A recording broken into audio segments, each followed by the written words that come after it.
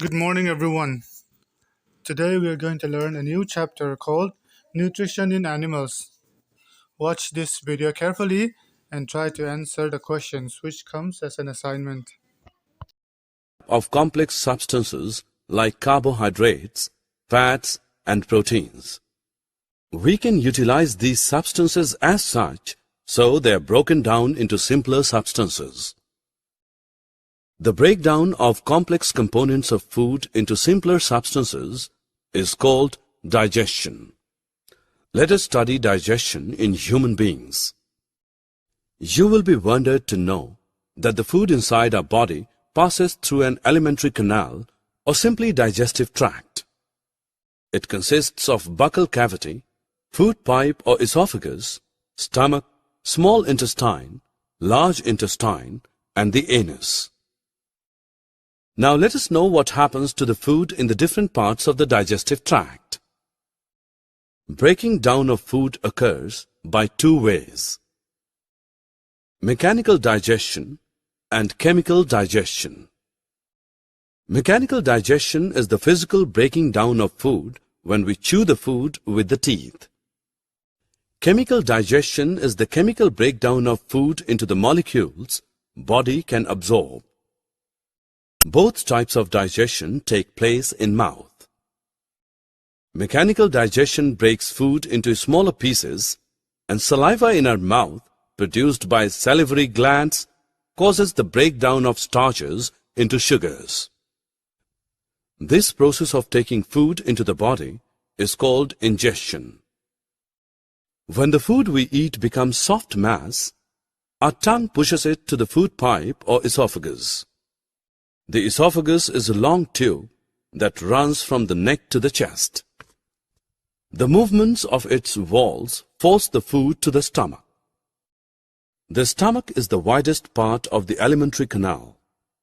It is a thick-walled bag with a flattened U shape.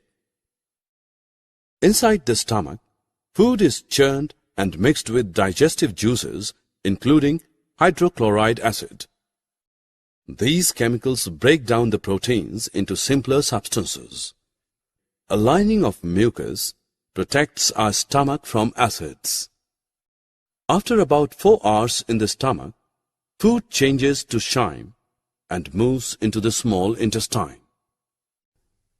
The small intestine is the longest part of our digestive system.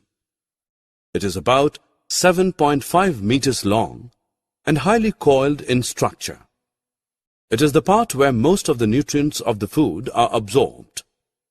Liver and the pancreas also join the digestion. Liver secretes bile juice stored in a gallbladder and helps in the digestion of fats, whereas pancreatic juice breaks down proteins and carbohydrates.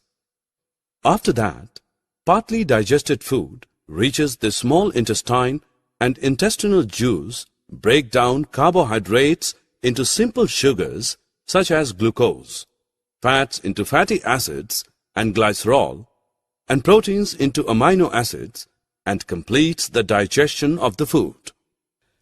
Now the digested food passes into the bloodstream. We call this process absorption. Well, there are tiny fingers-like things called villi, lining the inside of small intestine. Do you know the interesting part of villi? It increases the surface area of the absorption of digestive food. Then the absorbed substances are transported via the blood vessels to different organs of the body, where they are used to build complex substances such as proteins. This is called assimilation. When chyme gets into the large intestine, it absorbs most of the water and some salts out of the undigested food. This step is important because recovering water keeps us safe from getting dehydrated. Once most of the water is gone, solid waste moves to the last part of the large intestine called the rectum, and the fecal matter is removed through the anus. This is called digestion. So this way the human digestion completes.